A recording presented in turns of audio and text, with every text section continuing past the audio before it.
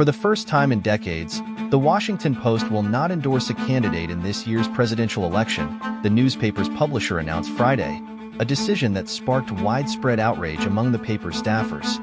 The Washington Post will not be making an endorsement of a presidential candidate in this election, nor in any future presidential election, Post publisher Will Lewis said in a statement. We are returning to our roots of not endorsing presidential candidates. The Post reported the decision not to endorse a candidate was made by the newspaper's owner, Amazon founder Jeff Bezos, citing two sources briefed on the matter. An endorsement of Vice President Kamala Harris had been drafted by the Post's editorial page staffers and was ready to be approved by its board, but the draft was never presented, a person with knowledge of the matter told CNN. Many on the editorial board are surprised and angry, the person said. The Post has endorsed a presidential candidate in every election since the 1980s. In his statement, Lewis referred to the editorial board's past decisions to not endorse a candidate, noting that it is a right we are going back to. We recognize that this will be read in a range of ways, including as a tacit endorsement of one candidate, or as a condemnation of another, or as an abdication of responsibility. That is inevitable, Lewis continued. We don't see it that way. We see it as consistent with the values the Post has always stood for and what we hope for in a leader. Character and courage in service to the American ethic, veneration for the rule of law, and respect for human freedom in all its aspects. Newspaper owners typically play a role in their publications' endorsements and sign off on the editorials, which are seen as a reflection of their views. A spokesperson for the Post did not comment. Ahead of Friday's announcement, the Post's editorial page editor, David Shipley, told staffers that Lewis would be publishing a public note with the decision. The news is significant, and I know there will be strong reactions across the department, Shipley wrote in a memo.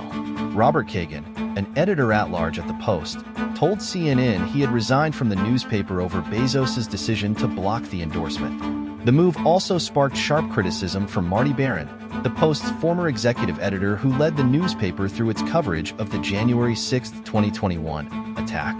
This is cowardice, with democracy as its casualty. Donald Trump will see this as an invitation to further intimidate owner Bezos and others, Barron wrote in a social media post. Disturbing spinelessness at an institution famed for courage. Under Barron, the paper went on to win a Pulitzer Prize for public service for its coverage of the assault on the U.S. Capitol, which it described as an attempted coup. During Trump's presidency, he famously feuded with Bezos, especially when it came to Amazon. Trump called the Post the fake news Washington Post and derided it as Amazon's chief lobbyist. Trump directly accused Amazon of not paying enough taxes and taking advantage of the U.S. Postal Service, among other claims. The Trump administration also blocked Amazon's $10 billion cloud computing contract with the Pentagon, which was widely seen as Trump seeking retribution against Bezos over the Post reporting. It was Bezos, Barron wrote in his book Collision of Power, who ultimately helped decide on the Post's "Democracy Dies in Darkness" slogan that was adopted during the Trump era. Some members of the Post's editorial department felt blindsided and disgusted by Bezos's decision, sources at the Post told CNN. We are furious, one of the writers said, indicating that staffers were considering signing an open letter denouncing the decision. Another person invoked the Post slogan and said, "Democracy doesn't die in darkness. It dies when people anticipatorily consent to a fascist's whims." Other Post staffers publicly expressed their dismay.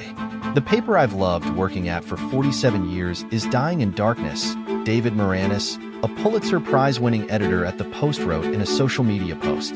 Another Washington Post journalist, speaking on condition of anonymity, told CNN they had mixed feelings about the decision. I'm glad the Post isn't going to endorse anymore.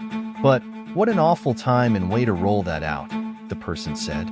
If you've read the Post for the last few years and all the facts the news side has uncovered, I'm not sure you need the editorial board to tell you what to do.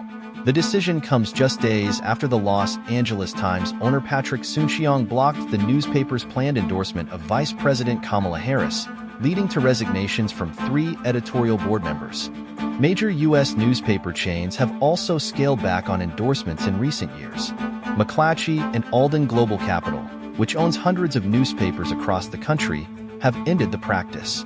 Earlier this summer, the New York Times announced it would no longer endorse in local races, though it later endorsed Harris as the only patriotic choice for president.